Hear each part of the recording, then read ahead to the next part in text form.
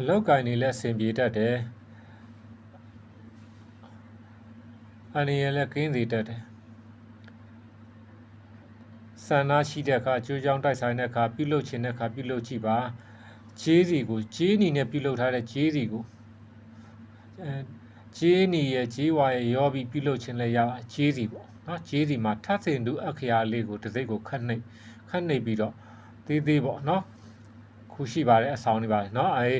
လိုဂျေးစီပုံစံလေးကိုဂျေးနဲ့ပြုလုပ်ထားတဲ့ဂျေးစီလေးငယ်လေးကို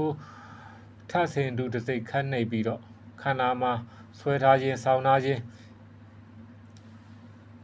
ကောင်းမွန်စေပါတယ်ကိုယ့်ရဲ့အလုပ်သပွဲနော်ကိုယ့်ရဲ့အိတ်ကတ်သေးပေါ့အလုပ်သပွဲတွေထဲမှာထားခြင်းဖျားစေမှာချိတ်ဆွဲထားခြင်းတင်ထားခြင်းဖြစ်အိမ်ဝင်ဝမှာချိတ်ဆွဲထားခြင်းအိမ်ဝင်ဝချိတ်ဆွဲမှလို့အတွင်းဘက်မှာထားနော်တွင်းဘက်မှာထားပြီးချိတ်ဆွဲထားအလောက်ကနေဆင်ပြေတတ်တယ်လူအများနဲ့ဆက်ဆံပြီးလောက်ရတဲ့လူတွေခေါင်းဆောင်လုံးမဲ့လူတွေစီးပွားရေးရှာနေတဲ့လူတွေဆိုရင်ပိုပြီးဖြစ်ထွန်းနိုင်တယ်စောင့်ကြည့်ပါပြုလုပ်ကြည့်ပါ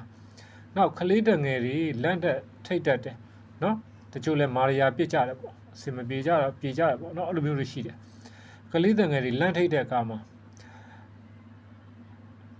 အုံသီးကိုအုံမခွက်အုံခုံကိုဒိုင်းပုံသဏ္ဍာန်ပြုလုပ်ပြီးတာတလင်းကျိတ်ရေးနော်နေအထွက်မှာမနက်ပိုင်းတာတလင်းကျိတ်ကိုရေးပြီးတော့ကလေးတငယ် level နေမှာဆွဲထားခြင်းဖြင့်ကောင်းမွန်စေပါတယ်အဲတခုရှိတဲ့ကျင်းနီစစ်ကို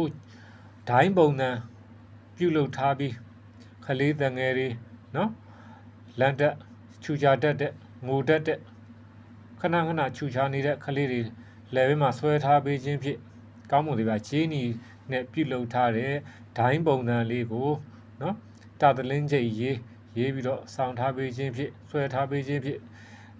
ကောင်းမွန်စေနိုင်ပါတယ်ပျောက်ကင်းစေနိုင်ပါတယ်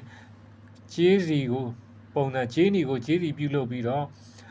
တာတလင်းကျိတ်ရေးပြီးဆောင်းထားလဲကောင်းပါတယ်လဲမှာဆွဲထားခြင်းဖြင့်နော်လူကြီးလူငယ်မြည်သူမျိုးနော်ဘာသာမျိုးအကုန်ဆောင်းထားနိုင်ပါတယ်နော်ကျေးစီမှာတာတလင်းကျိတ်ပုံစံရေးပြီးတော့ဆောင်းထားခြင်းဖြင့်နောက်ရှက်တွေကင်းစေနိုင်တယ်တိုက်ခိုက်တွေလည်းကင်းစေနိုင်တယ်အားလုံးအေးချမ်းကြပါသေးလောက်ကန်ကြသည်များတွေအောင်မြင်တိုးရကြပါသေးမသူတော်ရန်တို့မှကင်းဝေးကြပါသေးတရားတပါတော့မသူတော်ရန်တို့မှကင်းဝေးကြပါသေးအားလုံးအေးချမ်းကြီးရှိကြပါသေးအားလုံးမဲ့ခုနှစ်သားပေါင်းတို့တွားတယ်လာတဲ့ခါမှာ